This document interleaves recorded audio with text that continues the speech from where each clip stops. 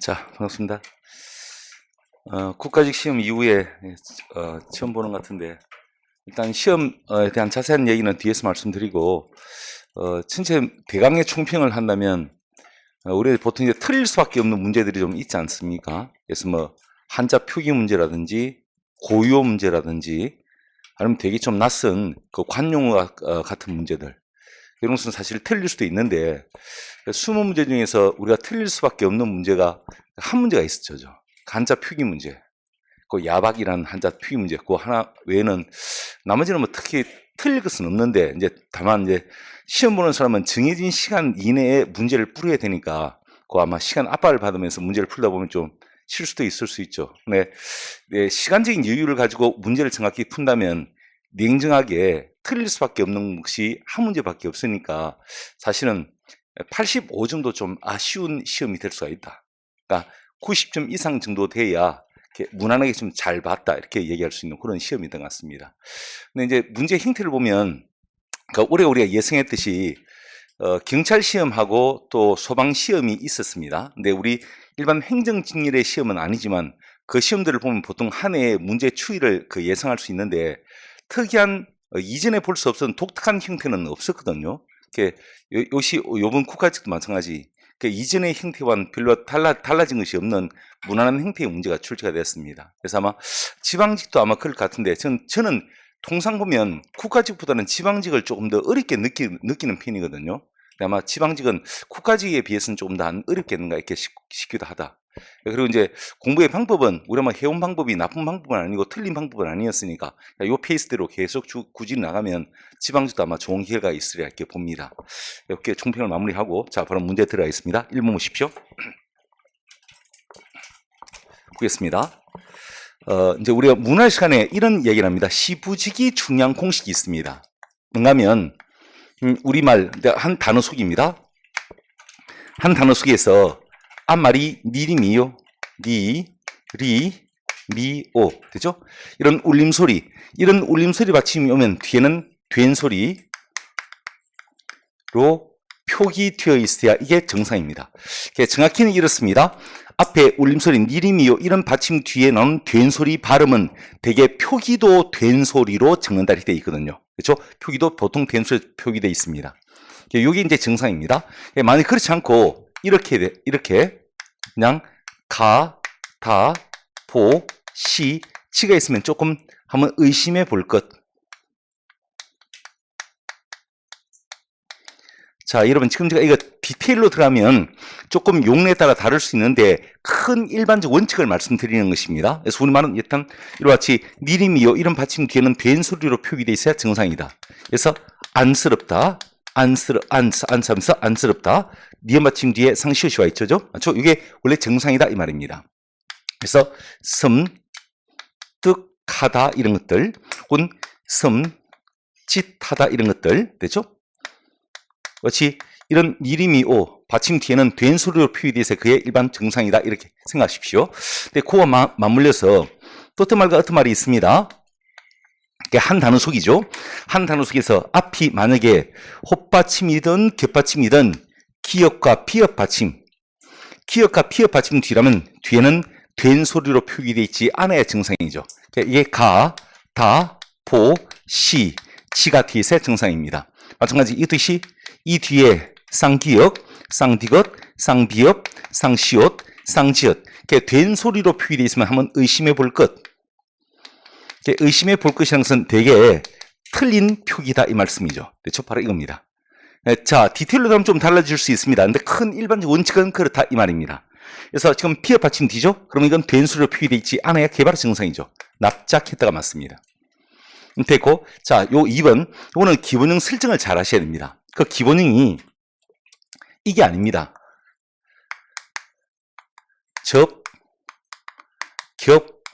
지르다 이게 아닙니다. 아니니까 여기에 붙이겠습니다. 그래서 접혼 겹 질러 하면 틀립니다. 접혼 겹 질어 어떻게 쓸까? 질어 이렇게 할까? 틀렸습니다. 이 기본형은 이겁니다. 접, 겹, 질, 리다가 기본형입니다. 여기서 붙이면요. 되겠죠? 접, 군, 겹, 질, 리어, 접질려 이렇게 되겠죠. 그래서 접질려 혹은 겹질려 이게 맞습니다. 그래서 우선 이것이 맞다는 것입니다. 답은 2번입니다. 자, 3번 폐인. 자, 요건 우리가 이제 소위 이제 문할 시간에 준말 2라고 배워놓은 것이죠. 요거 인기를 해서 요 몇 가지가 있죠. 봅시다. 파이다의 준말이 폐다입니다. 근데 우리말은 폐이다 이런 기본형은 없죠. 없습니다.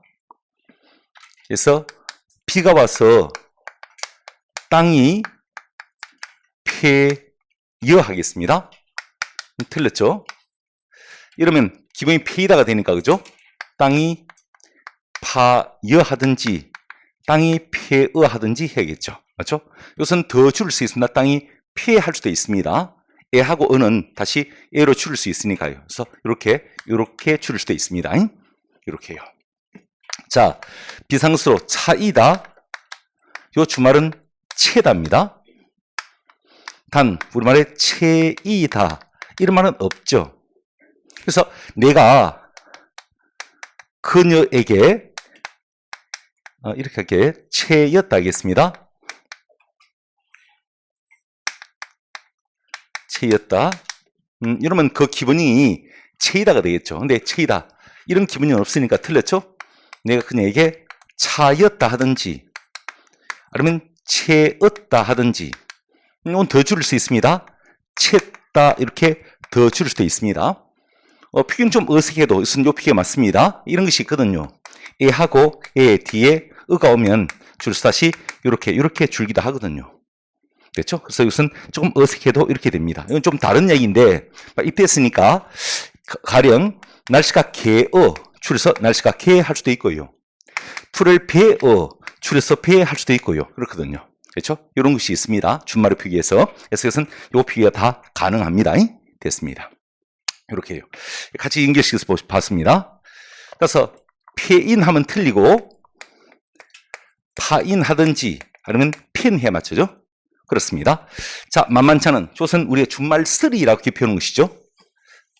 이런 얘기입니다. 앞에 어떻게 하겠습니다. 준말입니다. 앞에 울림 소리가 옵니다. 니리미오 있지 않습니까? 이런 울림 소리가 오고 뒤에 하가 오면 이때는 아를 빼고 히읗은 살립니다. 혹시나 싶어 다시 울림 소리 무엇이 있지? 모음 전부다. 그리고 자음 중에는 리오가 있습니다. 그죠? 자, 만약 앞에 안 울림 소리가 옵니다. 뒤에 하가 붙습니다. 이런 하를 통째 빼버리죠. 통째 뺍니다. 그래서 예를 들어서 참 두 사람이 다, 정, 하, 다 함 줄이겠습니다. 앞에 영, 울림소리 받지 않습니다. 그러면 아를 빼고 히읗은 살리죠. 히읗을 살리면 이렇게 다, 정, 타가 될 것이죠. 자, 생각, 하, 건, 대를 줄이겠습니다. 앞에 기억 받침, 안 울림소리 받지 않습니다. 하를 통째로 빼겠죠. 생, 각, 건, 대가 되겠죠. 이렇게 해요. 이런 것이 있고, 두 번째, 치, 안타를 줄이면 잔타가 됩니다.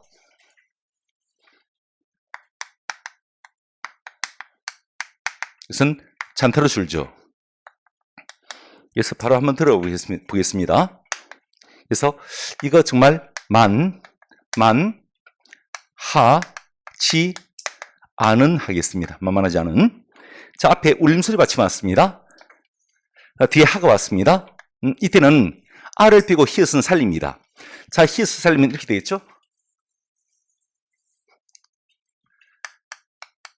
만, 치, 안은이 될 것이고요.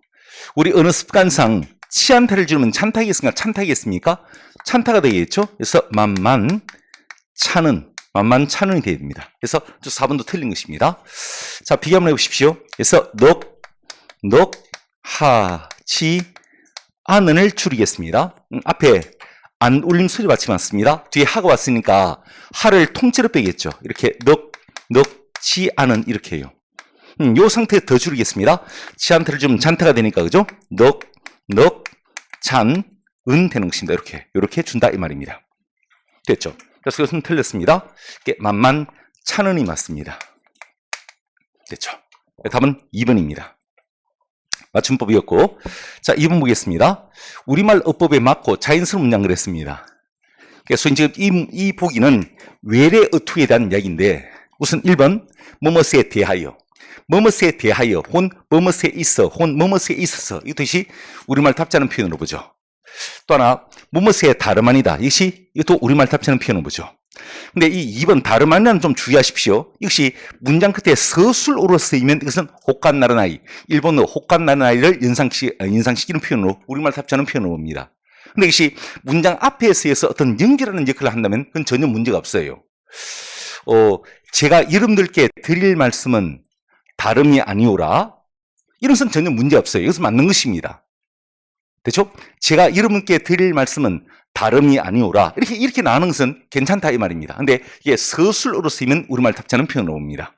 자, 선 뭐뭐을 갖다, 뭐뭐을 가지다 이거요. 영어의 have a 구문을 연상케 하는 표현이죠. 됐죠? 그래서 영어의 have a 구문을 연상하는 이것이 우리말 답자는 표현입니다. 자, 근데 요거요. 사실 3번 보기는 요것이 포인트였겠죠? 맞죠? 요걸 뭐라 쓰면 어색한 문장이 됩니까? 우연치 않게라고 하면 어색한 문장이 되는 것이죠. 우연치 않게. 자, 그는 이번 사건에 우연치 않게 연루됐다 하면 우리가 얼핏 우연히라고 이해할 수도 있고, 아니면 고지고대로 우연치 않았으니까 그건 아마 어떤 의도를 가지고 관여했다 이렇게 볼 수가 있겠죠. 맞죠? 그렇지 않고 우연찮게 그랬으니까 이것은 참 재밌게도 우연히와 유사한 의미가 되죠. 참 재밌게도 우연치 않다의 주말이 우연찮다인데 우연찮다가 우연히와 유사한 의미로 쓰인다 이 말입니다. 그러니까 딱 하나만 피해줘. 우연치 않게라는 말만 좀 피해줘. 맞죠? 됐습니다. 그래서 답은 3번입니다. 됐고, 우리말 답자는 표현은 사실 이거 외에도 좀 많습니다. 많으니까 이걸 통해서, 요 문제를 통해서 다시 한번 점검해 볼 수 있는 기회가 좀 됐으면 좋겠습니다. 됐고요. 자, 답은 3번이고요. 자, 다시 3번 보겠습니다. 좀 희미해서 이게 보일지 모르겠습니다. 폰으로 찍어도 좋습니다. 자, 의미가 다른 것 그랬습니다. 지, 강, 급, 미란 말이 있습니다. 처음에는 결을 핥다가 나중에는 쌀까지 묵는 뜻인데 뭐 다 적을 수는 없으니까요. 요거 하나 적으십시오. 욕심이 점점 커짐을 이루는 말. 그것이 지, 강, 급, 미란 것입니다. 욕심이 점점 커짐을 이루는 말입니다. 됐고, 보통 요 1번의 의미로 많이 써먹히는 것이고요. 2번 뜻도 있지만 일단 보통 1번의 의미로 많이 써먹힙니다. 폰으로 찍어도 좋습니다. 2번 차, 청, 입실이라는 말이 있습니다.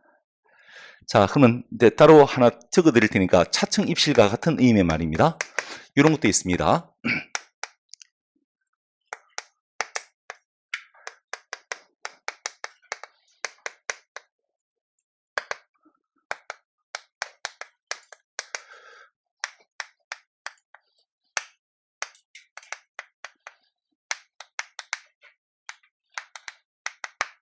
차청, 차규 같은 말입니다. 대청을 처음에 빌렸을 때가 점점 안방까지 들어간다는 뜻으로 처음에는 남에게 의지하다가 점차 그 권리까지 침범함을 비유하는 말. 이렇습니다. 아이고, 뭐 좀 비만 좀 피할 수 있으면 좋겠습니다. 해서 이제 대칭이라도 주원이 하룻밤 묵게 해주십시오. 그렇게 해줍니다. 그렇게 어떻게 해주니까요.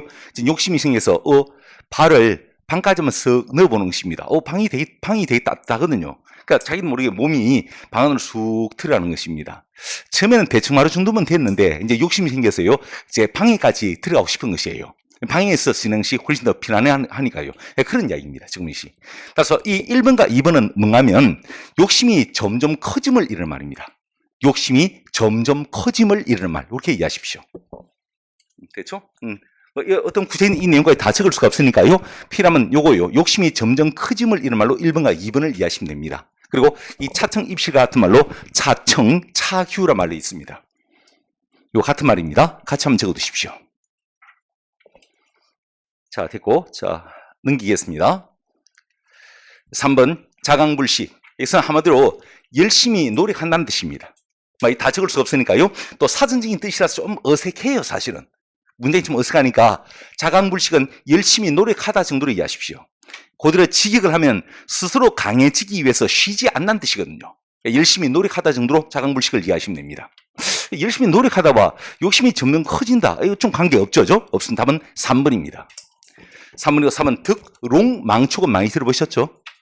자, 이렇습니다. 내가 참 어렵게 내 힘에 버거웠던 상대인 녹나라를 쳐가지고 농을 딱 손에 넣었습니다. 욕심에 녹나라 옆에 있는 총나라까지도 처리하고 싶다 이 말이에요. 그러니까 따라서 인간의 욕심은 끝이 없다는 것입니다. 그렇죠? 이거 다 적을 수 없으니까요. 딱 하나, 인간의 욕심은 끝이 없다는 것입니다. 인간의 욕심은 끝이 없다. 그 득, 롱, 망축과 비슷한 의미로 같이 쓰시 이것이죠? 기마면 욕설로라는 것입니다. 기마, 욕설로라는 것입니다. 크게 한번 적어볼까요? 기마면 욕설로 이 속담화 시켜보시겠습니까?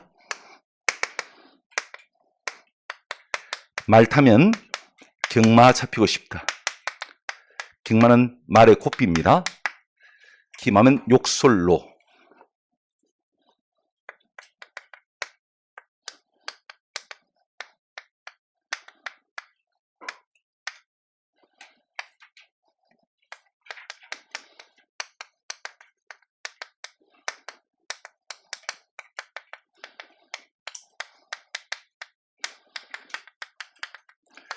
요건 우리가 차마스라는 지문을 공부할 때 같이 보는 한자어인데 차마스리 그 아닙니까? 그러니까 인간의 욕심, 그러니까 모든 것은 다 빌려서 가진 것인데 그걸 자기 소유로 이긴다는 것이죠. 끝없는 소유욕을 경계하고 있는 것이 차마스리라는 글이었습니다. 그래서 끝없는 소유욕을 경계하는 말로 인간될 수 있는 것이 득롱망촉 기마면 욕설로라는 것입니다. 인간의 욕심은 끝이 없다는 것입니다. 끝없는 욕심을 경계하고 있는 글이 바로 차마스리였죠. 구할 때 쓰이는 것이니까 같이 봐두십시오. 답은 3번입니다. 한자성가 조금 어려운데 근데 결국 뚜껑 열어보면 결국 그렇더라고요. 우리가 가지고 있는 책, 그게 어떤 책이든 그 책 속에 있는 한자성어에서 맞는 것이든 틀린 것이든 답이 있더라고요. 그렇습니다. 아마 요 1번과 2번은 좀 어려웠을지 모르겠습니다. 3번과 4번은 충분히 알만한 것이었죠. 그렇게 하시고 답은 3번이고요. 그러니까 1번과 2번은 새롭게 아셨다 이렇게 생각하시면 됩니다. 1번과 2번은 욕심이 점점 커지다는 의미로 이해하시면 되겠습니다. 그거는 한자성어입니다. 답은 3번입니다. 올해 나왔던 한자성어는 그것이었죠. 그 속수무책인가? 그 정도 한자성어는 사실 맞힐 수 있는 문제이죠. 답은 3번입니다. 자, 4번 보겠습니다. 무신날은 사실 우리 사이쇼스에 표기할 때도 한번 들어보는 것인데 이게 장이 서지 않는 날을 두고 무신날 그러죠. 장이 서지 않는 날. 맞습니다. 답은 1번입니다. 답은 1번이고요. 자, 2번 자밤하고 3번 발밤이 있죠. 이 순서가 지금 바뀐 것입니다. 2번이 발밤이고요. 됐죠? 뜻은 똑같습니다. 뜻은 맞습니다. 근데 3번이 자밤입니다. 그래서 2번과 3번 보기는 조금 순서가 바뀐 것입니다. 결국 틀렸다는 이야기입니다. 됐죠? 그래서 요거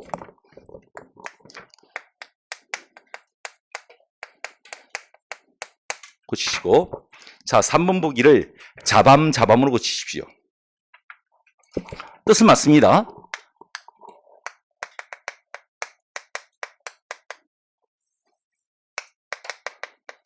고치십시오. 됐죠? 사실 낯선 말 같지만 사실 이 말이 규진규 속에 나오는 말이거든요. 그래서 한번 욕심내서 한번 내봤습니다. 자, 4번 확실히 알겠다죠. 뜨거운 죽을 그릇에 담을 때는 넘지 않도록 안다미로. 안다미는 뭡니까? 담는 것이 넘치도록 많이라는 것이죠. 근데 조금 모자란 듯하다. 이거 뭡니까? 골막하게 담아라. 골막하게라고 할 수도 있고 아니면 굴먹하게라고 할 수도 있습니다. 골막하다, 굴먹하다 같은 말입니다. 하게 담아라는 것입니다. 안다미로는 이 말에 반대되는 말이죠. 넘치도록 많이란 뜻입니다. 넘치도록 많이. 그래서 답은 1번이 됩니다. 됐고, 고유는 사실 우리 지금 이 시간에는 틀릴 수 있어요. 다만 이제 욕심에 우리가 같이 연습한 것에서 나오면 그럼 반드시 맞히자. 뭐 그 작전이 가장 적은 노력으로 좋은 효과를 얻을 수 있는 방법이라고 그랬죠. 답은 1번입니다.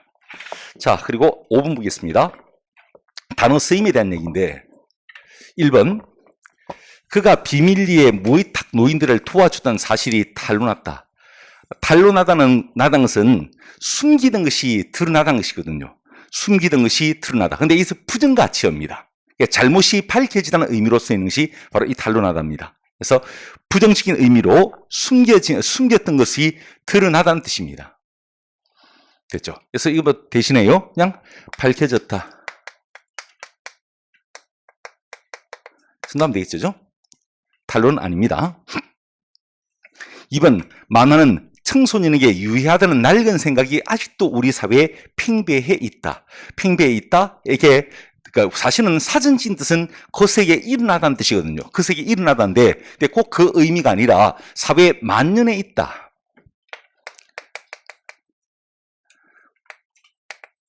만연해 있다는 의미로 같이 쓰이기도 합니다. 물론 만연이란 말도 저 문맥에서는 틀린 것은 아닙니다. 만연도 나쁜 것이 널리 퍼져 있는 것이 만연하다거든요. 그래서 전염병이라든지 혹은 나쁜 것이 널리 퍼져 있다 할 때 쓰는 것이 만연하다니까요.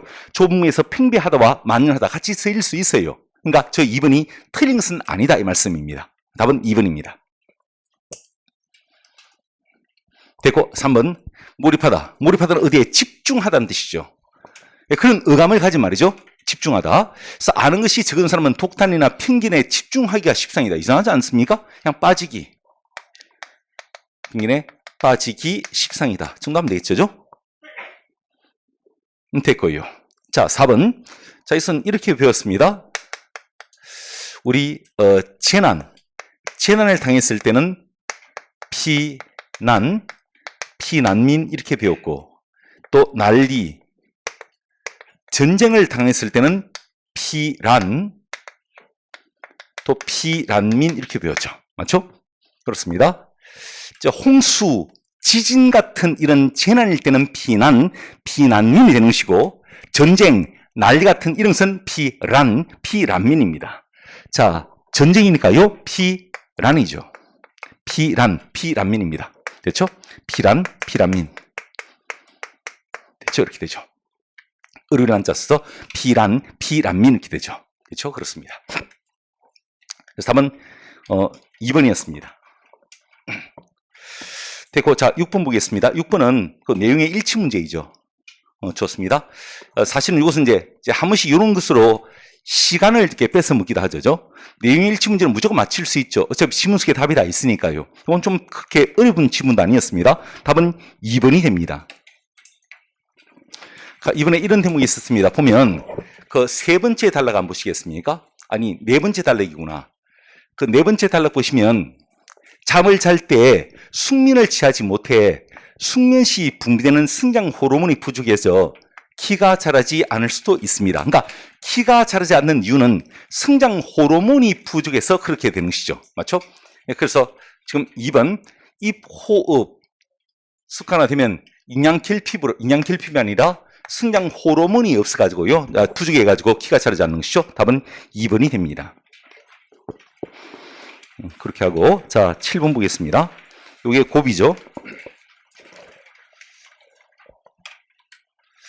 한자 도금이 같은 것으로 묶인 것은 됐습니다. 욕심에 제가 자료 쓰기는 집어넣지 못했는데 조금 예시를 좀 더 집어넣어놨으니까 이거 폰으로 찍어도 좋습니다. 좀 희미할지 모르겠는데 한번 해보실랍니까? 저게 다시 갱으로도 읽히고 고칠 경으로도 읽히죠. 그렇습니다. 그래서 우리 한자는 똑같은데 이 한자는 두 가지 음을 가지고 있죠. 가령 한자는 똑같습니다. 이게 경신으로 읽힐 때가 있고 갱신으로 읽힐 때가 있죠. 묻겠습니다. 경신을 읽힐 때 한번 풀어보십시오. 그 예시들요. 기록, 실적, 수치. 기록이나 실적이나 수치하고 연관될 때는 경신으로 읽습니다. 이 한자를. 근데 이걸 갱신으로 읽기도 하죠. 풀어보십시오. 계약, 기간, 서류 문서, 각종 증명서, 또 컴퓨터 등과 인간될 때, 그렇죠? 예, 그때는 갱신이라 읽습니다. 예를 들어서 뭐 임차 계약 갱신 이렇게, 운전면허증 갱신 이렇게, 각종 증명서, 컴퓨터 데이터베이스 갱신 이렇게. 한자는 똑같습니다. 그러나 이제 그 상황에 따라서 이게 두 가지 의미 있다는 것입니다. 자, 지금 계약이죠. 이때는 뭔가 갱신으로 읽어야겠죠. 자, 이것은 갱생으로 읽습니다. 그래서 답은 1번입니다. 의미가 쩌죠? 되고 폰으로 찍는 게 더 나을지 모르겠습니다. 일단 그렇고요. 답은 1번입니다. 자, 2번 읽겠습니다. 여기에 축일 살도 되고 가말쇠도 됩니다. 그래서 첫 번째 줄은 살생을 금한다. 살생이죠. 우선 상쇄. 상쇄는 우리끼리 그냥 쌤쌤이랄까, 쌤쌤이 뭐 맞계산 그러기도 하는데 뭐 이런 거죠. 친구야, 네 저번에 나한테 100만 원 빌려갔잖아. 근데 아이고 내가 네 물건 중에서 여기 좀 필요한데 요거 100만 원씩 가져가고 그냥 쌤쌤이 하면 어떻나 할 때 하는 것이 상쇄입니다. 뭐 그렇게 이해하십시오. 맞계산이라고 하기도 하죠. 상쇄입니다. 그래서 의미 다릅니다. 됐고요. 자, 3번 넘어옵니다. 3번. 자, 일단 요거 아니 부로 읽히기도 하고 막힐 비로 읽히기도 합니다.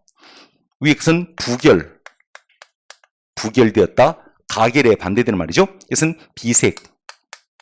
비색은 운수가 꽉 막히다는 뜻입니다. 운수가 꽉 막히다 그 말입니다. 그것이 비색의 뜻입니다. 운수가 꽉 막히다는 뜻입니다. 됐고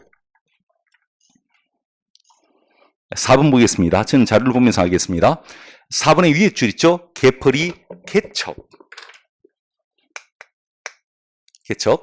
그 밑에 것은 탁본입니다. 자, 화면을 바꾸겠습니다.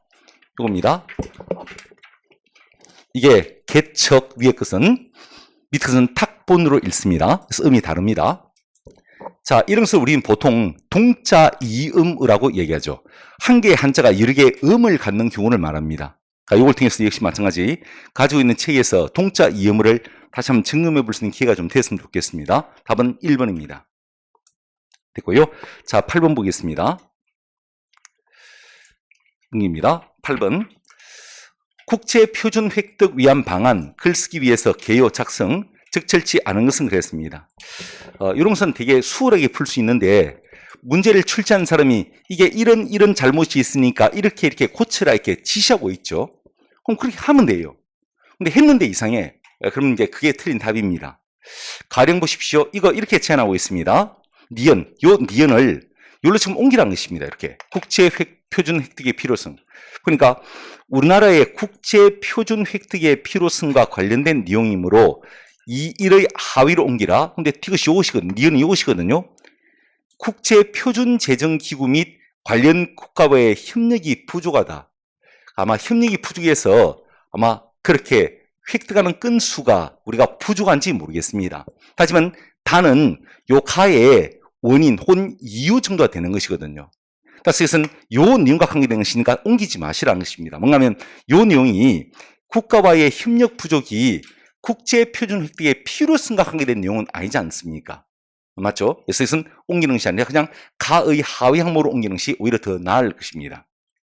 요것의 한 이유가 원인이 될 수 있는 말이니까요. 답은 2번이 틀린 제안입니다.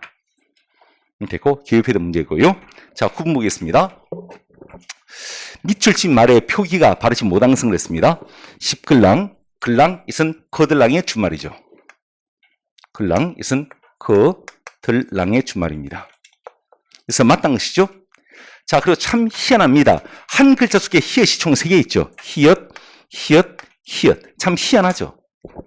한 글자 속에 아마 히읗이 제일 많은 글자일지 모르겠습니다. 희한하다가요. 그렇죠? 맞다는 것입니다. 그리고 의없다. 맞고요. 자, 답은 4번이죠. 뭐가 틀렸습니까? 라쿠가 틀렸죠? 아니고 라코가 맞습니다. 그래서 이제 우스갯소리로 우리 노래 18번이라구요 라구요 하는 그 노래 가사 틀렸죠. 라고요가 맞죠? 라구는 라고의 잘못된 말입니다. 그렇죠? 답은 4번입니다. 4번이고 자 다시 10번 보겠습니다. 그 박스에 긴 내용이 있는데 그게 이제 반의 관계에 대한 이야기 아닙니까죠? 그겁니다. 자, 이것은 뭐 아주 단순하게 그냥 무슨 대립인가를 묻는 것입니다. 자, 그 지문의 내용을 요약하면 이렇습니다. 사실 용어도 일정치 못해가지고 좀 그런데 일단 대립관계라는 표현을 쓰겠습니다. 이런 것이 있죠. 모순 대립이라는 것이 있습니다. 모순 대립.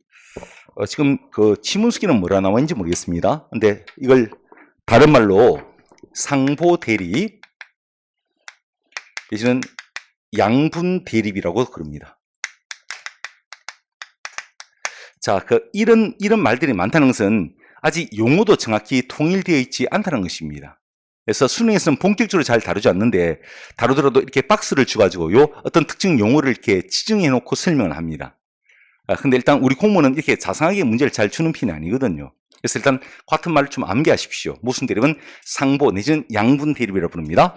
이것은 이렇습니다. A 아니면 B, 소위 이것 아니면 저것입니다. 그러니까 지금 설명처럼 중간에 중간항이 없는 것을 말합니다. 자, 그럼 물어봅시다. 그냥 모순 대립, 여러분들 알고 있는 모순 대립 얘 한 두 개만 말해봐라. 이것 아니면 저것 뭡니까?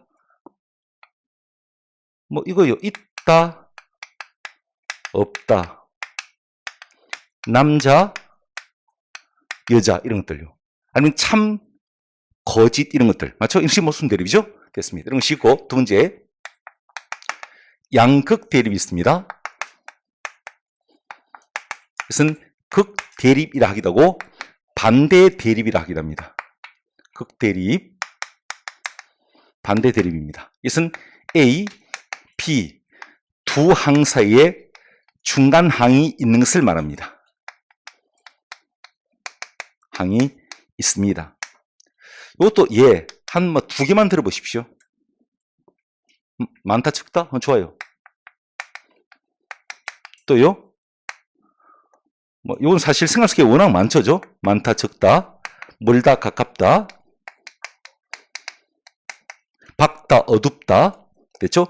이런 것입니다. 이런 관계죠. 얘가 참 많고 자 하나 더 일명 관계 대립.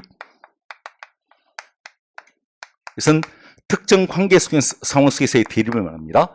지금 그 같은 말로 지금 교재 속에는 아마 상대 대립인가 그렇게 나와 있을 것입니다. 그래서 이걸 상반 대립이라 하기도 하고 또 상대 대립이라 하기도 합니다. 다시 말씀드리면 이렇게 같은 말이 많다는 것은 아직 수능에서 용어도 정확히 정돈되지 않은 상태라는 것입니다. 근데 우리 시험에서 이게 한 3, 4년 전부터 해서 계속 출제가 되죠. 그래서 보고 있는 것입니다.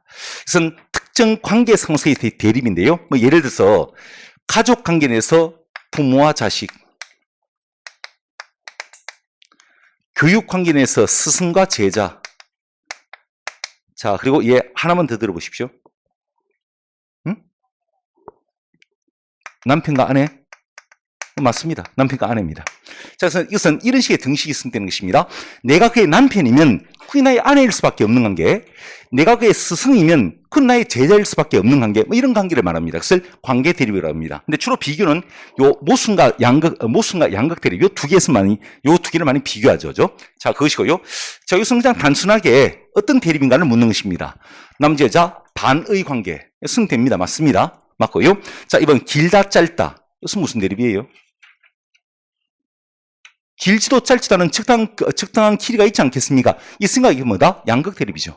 모순이 아니고 양극 대립입니다. 틀렸죠? 답은 2번입니다. 자, 춥다, 덥다. 춥지도 덥지도 않을 수가 있죠? 않을 수가 있습니다. 그게 무슨 대립이고 이것은?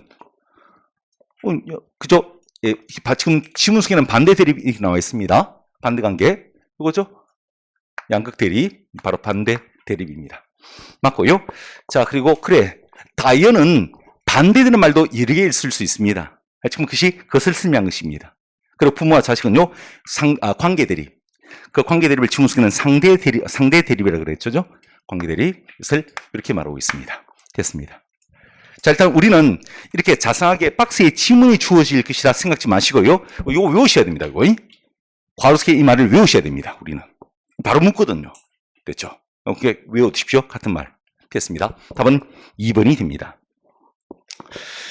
자, 됐고 11번 보겠습니다. 한자성 문제입니다. 일단 한자성 읽을 수는 있죠. 1번 한번 읽어보십시오. 1번 당랑거철입니다. 사마귀가 길 한가운데서 가지고 팔을 들어 철수레를 막는 것을 말합니다. 여기 뭐 비싼 말로 속담화 시켜보십시오. 이걸 비싼 말로. 왜? 분수도 모르고 날뛰는 거 있지 않습니까? 하룻강아지 법무수인 줄 모른다. 그렇죠? 바로 이 당랑거철이 그런 뜻입니다. 하룻강아지 법무수인 줄 모른다는 것입니다. 이거죠. 자기 분수도 모르고 이렇게 무모하게 함부로 덤비는 것을 말합니다. 됐죠? 답은 1번입니다. 자, 2번 읽으십시오. 2번 격세지감. 참 격세지감을 느낀다 그러죠? 3번 읽으십시오. 요 우리 제가 수업 시간에 몇 번 했는데 당동벌입니다. 이건 오늘도 또 나옵니다. 뒤에서 나중에 뜻을 지어놨을 테니까요. 지금은 그냥 말로만 할게요. 나중에 뜻이 적혀 있습니다. 자료에. 당동벌이 이것은 자기와 뜻을 같이 하는, 그러니까 같은 당의 이야기는 틀려도 무조건 맞다 그러고, 자기가 뜻을 달리하는 상대 당의 이야기는 맞아도 무조건 틀렸다는 것입니다. 그것이 바로 당동벌입니다. 뒤에서 나올 테니까 그렇게 말씀드리고요. 4번 읽으십시오.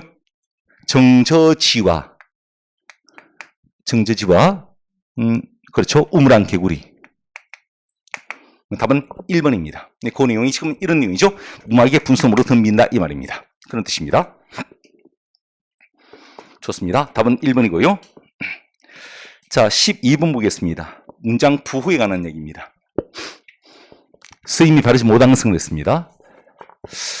1번처럼 괄호 속에 또 다른 괄호가 있을 때는 그렇죠. 밖에는 대괄호, 속에는 소괄호 승시 맞겠죠? 그렇습니다. 자, 2번 사실 이 용례의 포인트는 이것입니다. 원문의 내용에 대해서 소개를 하거나 원문에 대한 이야기를 언급할 때 대괄호를 쓰는 것이 맞습니다. 이거죠. 신경중 이암전서에서 하면서 지금 이암전서에 있는 내용을 쭉 원문의 내용을 인용하고 있습니다. 하면서 그 원문의 내용에 대해서 막 이하, 생략하겠다는 것입니다. 마치 원문에 관계될 때는 큰 대괄호를 쓰는 것이 맞습니다. 됐고, 자, 3번 이는 대놓고 원문이라 말하고 있죠. 그러니까 지금 양쪽에 대괄호를 쓰고 있는 것입니다. 됐고요. 4 보십시오. 4는 괄호 안팎의 음이 다르죠. 자, 이 한자 읽으십시오. 연세. 자, 뒤에 것은요. 단어. 그 뒤에 것은요. 수족입니다. 마치 괄호 안팎의 음이 다를 때는 대괄호 승시 맞죠? 맞습니다. 그래서 사실은 대괄호가 포인트가 되는 나온 용례인데 미안한데 엉뚱하게 장난쳤습니다. 요거요. 틀렸죠? 맞죠? 마치 책 이름 내지는 책의 제목이라든지 신문의 이름 같은 것은 뭡니까? 그것은 이걸 겹나표 혹은 겹화살괄호 요거 대용으로 같이 쓰일 수 있는 것이 뭡니까? 큰 따옴표죠. 큰 따옴표입니다. 자, 근데 이것은 쓰임이 되게 제한적입니다. 책 제목과 신문 이름 이때만 쓰이죠. 이를 제외한 나머지는 전부 다 홑나표, 홑화살괄호 그리고 이 대용으로 작은 따옴표를 쓰기도 하죠. 됐죠? 바로 요것이 틀렸습니다. 책 제목이니까 지금 겹화살괄호를 쳐야 됩니다. 사실 이 용례의 본질은 원래 대괄호 본질인데 됐죠? 됐고요. 자, 덤으로 4번에 대한 이야기를 한번 해보겠습니다. 괄호 쓸 때 괄호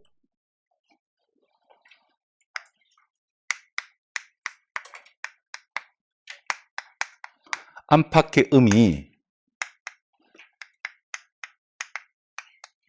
같을 때는 소괄호를 씁니다. 그리고 괄호 안팎의 음이 다를 때는 대괄호를 씁니다. 지금 4번이 괄호 안팎의 음이 달라가지고 대괄호를 쓴 것입니다.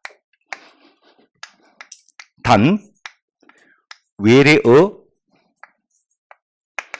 내지는 외국어, 또 그 괄호 속에도 외국어 또는 외래어가 나왔을 때는 요 위에 거 괄호 안팎의 음이 같은가 틀린가 관계없이 그냥 소괄호 쓰시면 됩니다. 자, 예를 들어 앞에는 UN 했단 말입니다. UN 했습니다. 자, 뒤에 UN이라 표기되어 있습니다. 괄호 친다면 괄호 안팎의 음이 같은 것이겠죠. 당연히 괄호 안팎의 음이 같으니까 소괄호 치겠죠. 자, UN 해놓고 괄호 속에는 국제연합이라 했단 말입니다. 국제연합입니다. 묻겠습니다. 뭐 칠래요? 대괄호 칠래요? 소괄호 칠래요? 응? 아니, 대괄호 쳐야지. 이건 외국어 외래어가 아니지 않습니까? 맞죠? 외국어 외래어가 아니죠? 그러니까 그냥 괄호 안팎의 음이 다른 거 아닙니까? 대괄호 치는 것입니다. 이해하겠습니까? 근데 이러면 어떻게 해야 됩니까? 위에 내놓고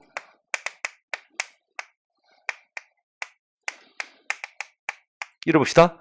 이렇게 유나이티드 네이션스 이렇게 하겠습니다. 자, 이들은 뭐라 칠래요? 소괄호 칠래요? 대괄호 칠래요? 맞죠? 이게 소괄호 친다 이 말이에요. 소괄호. 이게 요거다 이 말입니다. 큰 원칙은 이것이에요. 큰 원칙은 이건데, 근데 만약에 이렇게 외국어 외래어 괄호 스키도 외국어 외래어가 넣으면 소괄호 치시라 이 말입니다. 이해하겠죠? 됐습니다. 그렇게 한번 봐두십시오. 자, 일단 답은 2번이었습니다. 자, 13 보겠습니다. 히뜩다 말이 좀 어렵습니다. 답은 2번입니다. 사실 히트는 별로 좋은 뜻이 아닙니다. 됐죠? 예. 앞에도 1번 뜻도 보면 마음이 늙고 손이 크다. 사실 이게 포인트가 아니라 이겁니다. 실속은 없어. 실속 없이 손만 큰 거 있지 않습니까? 이런 것들요. 지 손해 보는 줄 모르고 실속 없이 손만 큰 거 이런 뜻입니다. 별로 좋은 뜻이 아니에요. 그리고 마찬가지 2번 뜻도 이것입니다. 말이나 행동이 분에 넘치며 버릇이 없다. 사실 버릇이 없다보다는 분에 넘치며 이게 포인트를 맞추십시오. 분에 넘친다는 것입니다. 됐죠? 그러니까 주제도 모르고 너무 손이 크거나 한 주제도 모르고 분에 넘친다 이 말입니다. 할 때 쓰는 것이 히트다입니다. 좋은 뜻이 아닙니다. 네, 1번 있죠? 1번은 흰소리. 1번은 흰소리란 말입니다. 됐고요. 자, 3번 이것은 해망적다. 해망적다 이 뜻입니다. 3번. 사실 해망적다 이런 것도 그 규진집 속에 나오는 용례거든요. 욕심이 없어 이렇게 문제를 한번 내본 것입니다. 해망적다. 우리 문활교재 제일 뒤에 보면 그 표준어하고 맞춤법 규정 속에 나오는 조금 낯선 우리 고유어들이 좀 있습니다. 그 뜻을 한 20몇 개 제가 정리해 놓은 것이 있거든요. 그거 혹시 한번 여유가 있으면 한번 참고로 한번 봐두십시오. 해망적다입니다. 자, 4번. 짜임새에 단정함이 없이 느슨한 데가 있다. 것은 허술롭다. 허술롭다. 혹은 같은 말로 허수하다. 허술롭다, 허수하답니다. 우리 보통 이제 허술하다는 말을 쓰는데 이런 말은 아예 틀린 말입니다. 이런 말 자체는 없는 말이에요. 틀린 말입니다. 됐죠? 이 말의 발음 표현이 허술롭다 내지는 허수하답니다. 됐죠? 근데 사실 허수하다, 허술롭다는 이 4번 뜻, 짜임새에 단정함이 없이 느슨한 데가 있다 이런 의미입니다. 하나만 더 적읍시다. 밑에 하나 더 하십시오. 마음이 허전하고 서운하다. 마음이 허전하고 서운하다.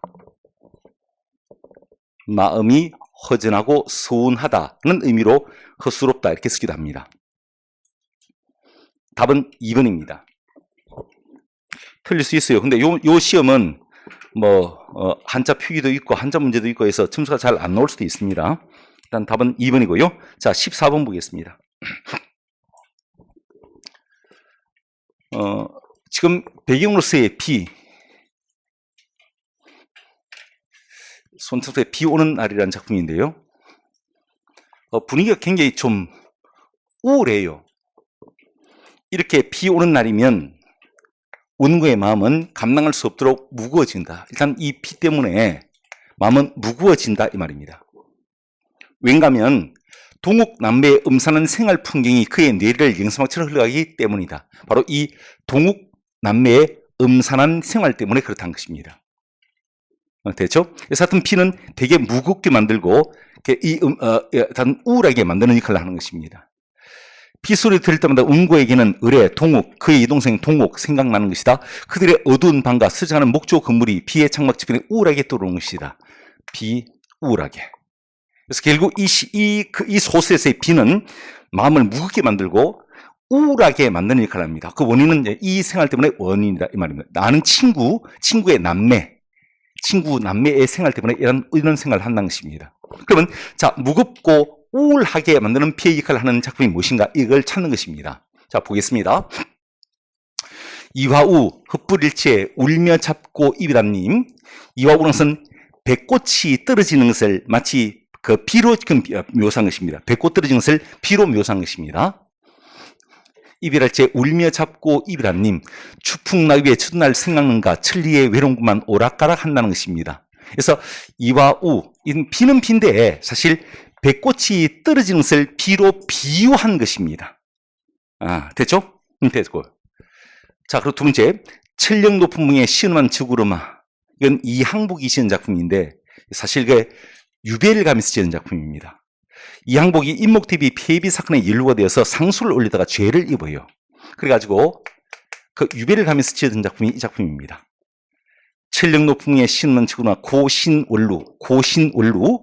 해석하면 외로운 신하의 원통한 눈물이라는 것입니다. 외로운 신하의 원통한 눈물.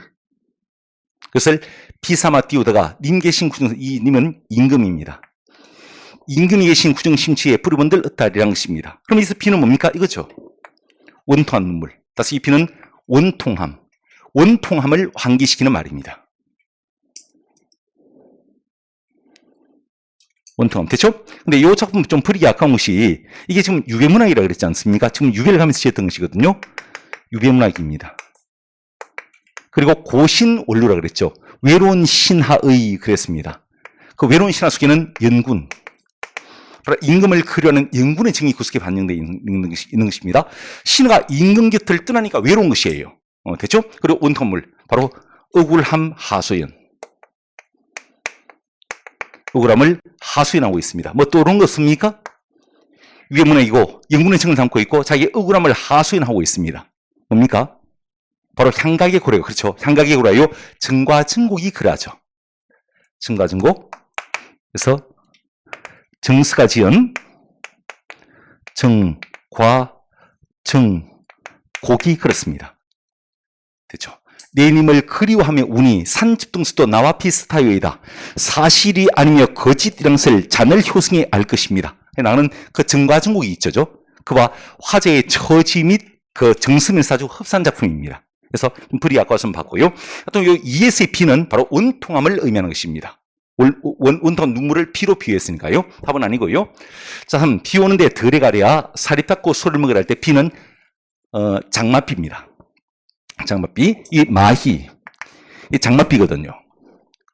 장마가 항상 이기는가 징계와 인장을 잘 손질해 두어라. 그래서 시대가 긴 날 벗어 살에 긴 밭을 가르라라는 것입니다.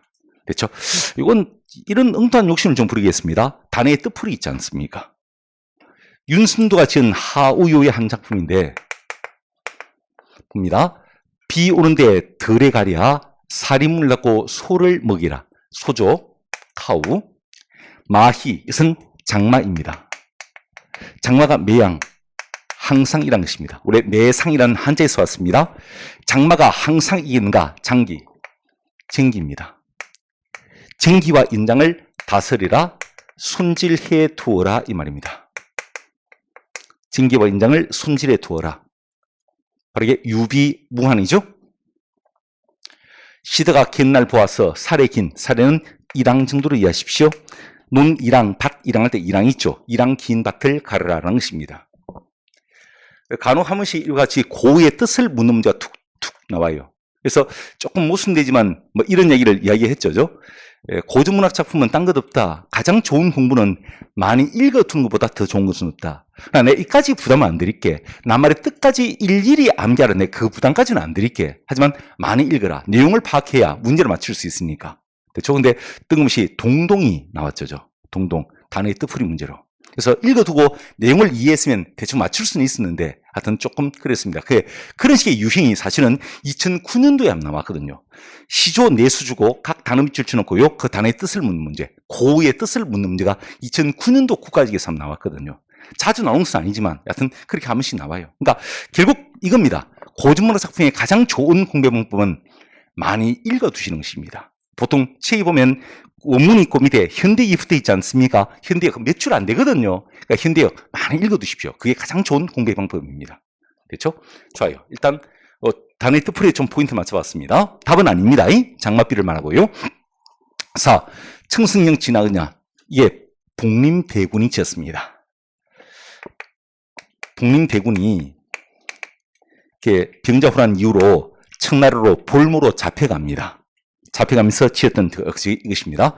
청승령 진화느냐 초하구 어디매요. 호풍. 호풍은 오랑캐 땅에서 불어오는 바람입니다. 그러니까 청나라에서 불어오는 바람 정도로 이해하십시오. 오랑캐 땅에서 불어오는 바람도 참 차기도 차고 구전비는 무슨 일인가. 뉘라서 내 행세 그러내어서 님계 신대에 들여올고 이 님은 바로 아버지. 그 아버지 인조입니까? 그것을 의미하는 것입니다. 들이올 거라는 것입니다. 그래서 자, 지금 이 분위기, 지금 볼모로 청나라로 잡혀가는 심정을 담은 노래입니다. 그러면 이 작품에서의 구전비라는 것은 뭘까요? 바로 이 화제의 마음을 우울하게 만들어주는 역할을 하는 것이죠. 답은 4번이 되는 것입니다. 됐죠? 답은 4번. 근데 고전 시간은 공부가 좀 필요하죠. 이렇게 배경 지식을 알면 내용의 이해가 훨씬 수월한데. 그래서 이제 우리가 보통 공무원 시험 준비 과정에서 우리가 공부해야 할 문학의 범위가 고전문학 작품하고 현대 시라 말씀드렸죠. 반대로 또 공부에서 배제시킬 수 있는 장르가 무엇인가 하면 산문 장르, 소설, 희곡, 수필, 시나리오 이것은 읽기 영역에서 지문을 읽어서 그 속에 답을 얻을 수 있거든요. 그래서 그것은 공부에서 배제를 하자 이렇게 말씀드렸죠. 답은 4번입니다. 그것은 볼모로 잡혀는 우울한 심정을 담은 것이고 이 시에서의 구전비가 바로 그 우울한 심정을 더 조성해 주는 역할을 하는 것입니다. 답은 4번이고요. 15 보겠습니다. 규정 맞게 쓴 것은 그랬습니다. 한번 볼게요. 아까 제가 시부지기 중요한 공식 그랬지 않습니까? 니리미요, 니리미요, 니리미요 이런 울림소리 받침 뒤에는 된 소리로 표기되어 있어야 정상이죠. 쌍꺼풀 할 수 있고 쌍꺼풀 할 수 있으면 다 같은 말입니다. 쌍꺼풀, 쌍꺼풀 같은 말입니다. 다 맞습니다. 바로 이겁니다. 그러니까 참 아무것도 아닌데 시부지기 중요한 공식이에요. 됐죠? 아십시오. 됐고 자 설레 어서 여러분 이거 뭐라 쓰면 틀립니까? 설레 여서 하면 틀리죠. 맞죠? 기분이 설레다이지 설레이다가 아니거든요. 그래서 설레 어서 맞다는 것입니다. 됐습니다. 물론 더 줄일 수 있습니다. 이렇게요. 설레스라고 더 줄일 수도 있습니다. 아까 제가 말씀드렸죠.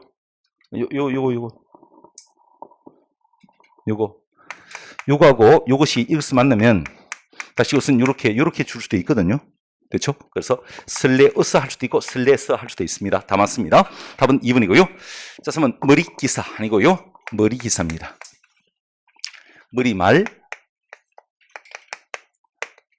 머리글, 머리글자, 머리기사 전부 다 사이시옷을 쓰지 않습니다. 사이시옷을 쓸 수 있는 조건은 다 갖추었지만 발음이 된 소리로 안 되기 때문에 시옷을 못 찍는 것이에요. 근데 이런 것도 있죠. 머릿돌, 머릿결, 머리피누, 머리기름. 됐죠? 이것은 시옷을 씁니다. 아니 똑같은 조건인데 이것은 왜 시옷을 쓰지? 뒷말이 된 소리로 발음되니까요. 선생님 근데 뒷말이 된 소리로 발음되는지 안 되는지 그걸 어떻게 알 수 있습니까? 좀 애매하지. 그래서 사이시옷은 용례도 관심을 가지고 암기해라는 것이 바로 그 이유입니다. 암기하십시오. 사이시옷 들어가지 않습니다. 자, 그리고 이것은 요거요. 요 큰 대죠? 우리 그런 대 할 때는 의의 대를 씁니다. 나 욕한 데는 아의 대를 씁니다. 됐죠? 이렇게 해요. 답은 2번이 됩니다. 되고 16 보겠습니다. 이런 식의 문제는 자주 나오죠. 역시 오늘 또 나왔죠. 싸다 해서 또 나왔죠. 푸는 방식은 크게 두 가지입니다. 아주 단순하게 이 말과 같은 뉘앙스를 풍기는 또 다른 예를 찾으면 됩니다. 그래서 보니까 국가가 보장하기보다는 각 경제 주체의 책임으로 돌린다. 경제 주체의 책임으로 돌린다. 그한테 책임을 떠넘기다의 어감이죠. 떠넘기다의 어감으로 쓰인 말이 무엇인가 그 말입니다. 됐죠? 그래서 4번 이 약을 먹으면 기운을 좀 돌릴 수 있을 것이다. 기운을 차리다. 전혀 관계없는 것 같아요. 이건 기운을 차리다. 기운을 회복하다는 의미니까요. 관계없는 것 같습니다. 억울한 감정은 좀처럼 돌려지지 않는 법이다. 억울한 감정 그랬으니까 이건 감정이 돌려지지 않다. 이것은 감정이 누그러지거나 마음이 돌아서거나 하는 것을 말하죠. 관계없는 것이죠. 맞죠? 자, 유능한 간부들은 새 공장으로 돌렸다. 유능한 간부들 새 공장으로 이렇게 배치시켰다 이 말이죠. 배치하다. 전혀 배치하다는 관계없는 거 아니겠습니까? 자, 1번 그 친구는 고생은 자신이 했으면서도 공은 남에게 돌리다. 공을 남에게 돌리다. 남에게 넘기다 이 말이죠. 넘기다. 맞죠? 넘기다의 의미 답은 1번이죠. 근데 여러분, 요거 어차피 사전적인 의미 가지고 문제 푸는 것이 아니기 때문에 약간의 어떤 기술이 필요하거든요. 그 기술 중 하나가 그냥 말 그대로 이 말과 유사한 의미의 또 다른 예를 찾아보는 것입니다. 아니면 같이 어울려 쓰이는 단어에서 답의 힌트를 얻는 경우도 있죠. 가령 지금 이것은 뭐하고 어울려 쓰입니까? 책임이란 말과 어울려 쓰이고 있죠. 그죠? 자, 그러면 이것은 공이죠. 이것은 간부이고요. 이것은 감정이고요. 이것은 기운이죠. 자, 이 네 낱말 중에서 책임이란 말과 유사한 뉘앙스를 풍기는 말이 무엇인가 하면서 답의 힌트를 얻을 수 있습니다. 또 참 특이하지만 이런 것도 있어요. 어떤 구조, 문장 구조 속에서 이와 유사한 구조 속에 쓰이는 낱말을 또 찾는 방법도 있습니다. 가령 요것이죠. 무엇으로 돌리다. 맞죠? 무엇으로 돌리다. 지금 이거 아닙니까? 이러한 식의 구조로 만들 수 있는 말. 공을 남에게 돌렸다. 공을 남에게 돌렸다. 남에게 공을 돌리다 이 말이죠. 그래서 누구에게 책임을 돌리다처럼 유사한 구조로 만들 수 있죠. 이 말이 이해가 되는지 모르겠다. 지금 이 말에 쓰이는 구조가 각 경제 주체의 책임으로 돌리다. 무엇으로 돌리다. 아니면 책임을 돌리다.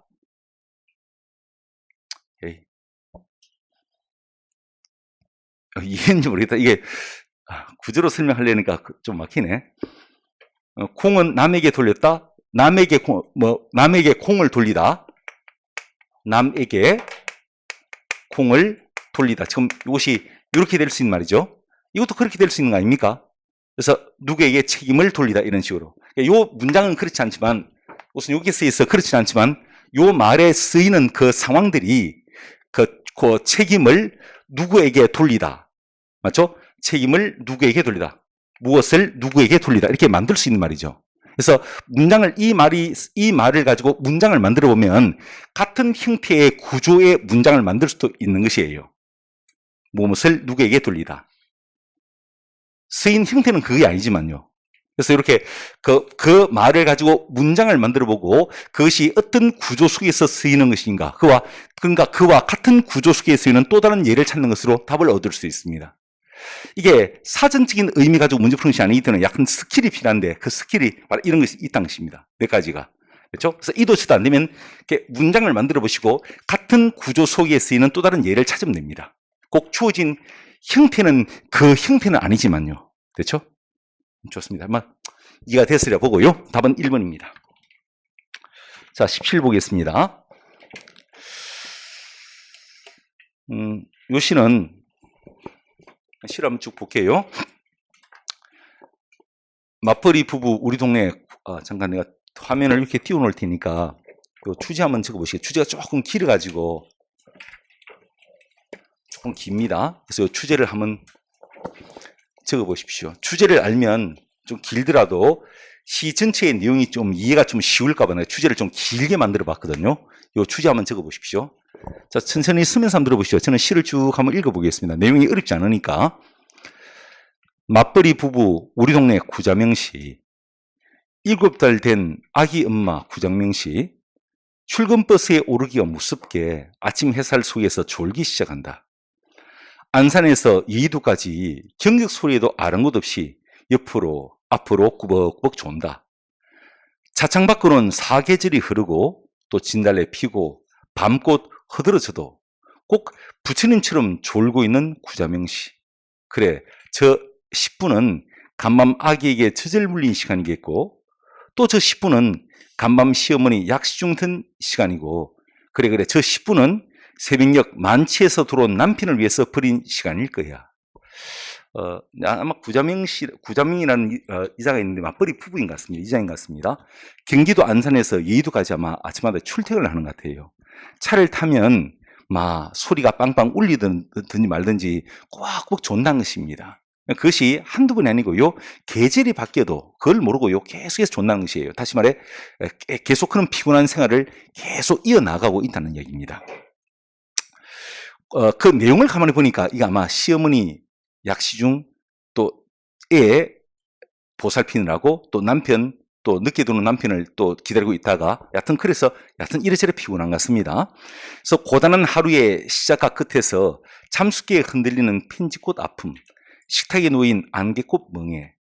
자, 근데 그러나 하면서 이제 시상 전환이 이루어집니다. 이 시의 포인트는 이 부분부터입니다. 그러나 부엌문이 이닫기는 지국마다 이자가 바치던 한 식구의 안식이 아무도 모르게 죽음의 잠을 향해서 거부의 화살을 당기고 있다는 것입니다. 그래서 죽음의 잠이란 것은 적어라 여성들을 힘들게 만드는 사회 구조, 여성들을 힘들게 만드는 사회 구조 정도로 이기시고요. 그 밑에 거부의 화살이란 것은 개선과 개혁의 의지, 개선과 개혁의 의지를 담은 말로 봅니다. 그래서 이거 아무도 모르게 죽음의 잠을 향하여 거부의 화살을 당기고 있다. 그 석주를 묶으실랍니까? 그래서 그것을 이렇게 해석합니다. 여성들의 희생을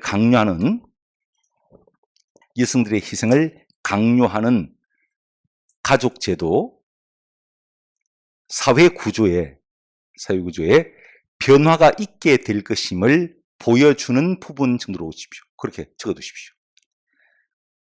가족제도와 사회구조에 변화가 있게 될 것임을 보여주는 부분 정도로 이해하시면 되겠습니다. 그렇죠? 그것을 그렇게 해석합니다. 자, 좋습니다. 그런데 그 17번 한번 보십시오. 17번 그 밑에 박스에 이런 부분이 있습니다. 자, 답은 4번인데 구자명씨의 고단한 하루는 하강적 이미지로 또 식구의 안식은 상승적 이미지로 이 시는 하강과 상승의 이미지가 나타나지 않습니다. 그래서 이 시는 잘못 해석한 것입니다. 그래서 17번 답은 4번이 되고요. 18번 적절치 않은 것은 그랬습니다. 보니까 3번 아무도 모르게에는 놀라움과 안타까움의 심정이 내포되어 있다.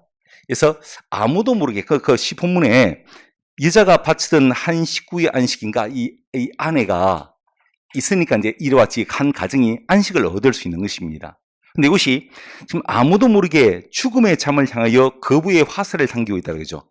이것은 아까 제가 이렇게 불러드렸죠. 이것이 이제 변화가 될 것임을 보여주는 대목이라 그랬지 않습니까? 그래서 이건 조금씩 변화되고 있는 조금씩 변화되고 있는 상황을 아무도 모르게 정도로 표현했다 정도로 이해하십시오. 이걸 놀라움 이렇게 해석하기는 어렵고요. 그래서 답은 3번이 됩니다. 그래서 아무도 모르게는 조금씩 변화가 일어나고 있음을 표현한 것으로 이해하시면 되겠습니다. 답은 3번입니다. 됐고요. 자, 19 보겠습니다. 이것은 조건에 맞는 문장 찾기입니다. 조건이 한 3개 정도 제시된 것 같습니다. 결론부터 말씀드릴까요? 일단 여기서 소견 논문은 뭔가면 인용이라 보시면 쉽습니다. 소견은 인용. 남의 소견, 어떤 사람의 소견, 그 소견을 논거로 논리적 근거로 그랬으니까 이건 인용한 말로 이해하시면 됩니다. 됐죠? 자, 뭐 가령 이런 식이죠. 흔히 사람끼리는 자기 표현 욕구가 있다고 합니다. 이것은 이야기를 전달하는 것이죠. 따지면 이게 소견 논기로 볼 수 있습니다. 됐고요. 그래서인지 태고부터 사람들은 자기 슬픔과 기쁜 감정 표현하지 않고서는 견딜 수 없었다. 그중에 가장 손쉽고 그래서 일찍부터 널리 쓰인 수단이 입으로 이야기하고 노래하는 것이었다. 이렇게 입에서 입으로 그게 바로 이 민요이다. 바로 개념의 규정 있죠. 하지만 대상의 차이는 없죠. 그래서 없어 틀리고요.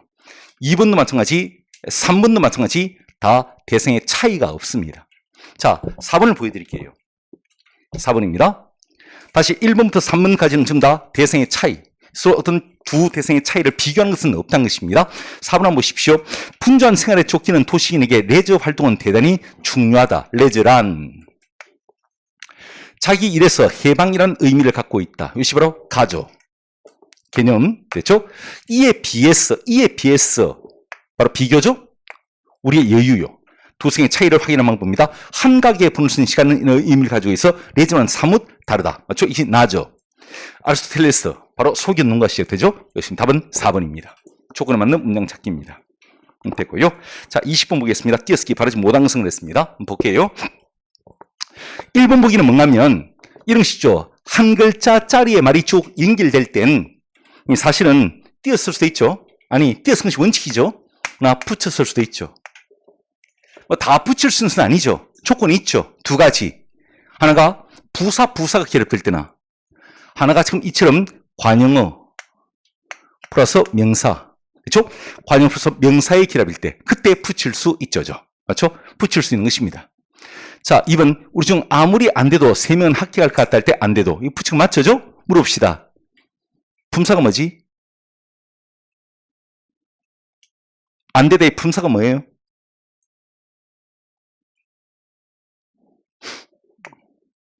동사이죠? 조금 더 보여드리겠습니다. 이게 품사 판별 문제로도 이용되니까 같이 봐라 그랬습니다. 조금 더 말씀드릴게. 답은 3번이죠? 어디까지? 입니다. 입니까? 이거 형태에서 분석하면 서술격 조사 이다예요. 이다의 피읍니까? 같은 의미가 붙은 것입니다. 아시겠죠? 이 조사입니다. 조사잉. 조사인가 아무래가 붙여야겠죠? 답은 3번이고요. 4번 온데가 안 데 없다. 이것은 한 단어입니다. 한 단어라 붙인 것입니다. 이것은 띄었으면 틀려요. 한 단어가 무조건 붙여야 됩니다. 자, 답은 2번인데 7번 보십시오. 안 되다 있죠? 아, 답은 3번입니다. 3번 안 되다. 이게 동사로 붙이는 경우도 있고 형사로 붙이는 경우도 있죠. 적읍니다. 자, 띄어쓰기 볼까요? 안 되다. 자, 이 기본은 원래 붙이는 것입니다. 단, 되다, 반대, 안 되다. 됐죠? 되다, 반대, 안 되다. 일 때만 안 되다를 띄웁니다. 돼, 안 돼. 된다, 안 된다. 되다, 안 되다. 의 반대, 안 되다만 띄웁니다. 자, 사실 띄어쓰기는 이렇게 볼 수도 있습니다. 이렇게요. 됐죠? 할 수 있는데, 근데 제 생각에는요, 요것도 중요한데, 차라리 요것도 같이 보십시오. 같이.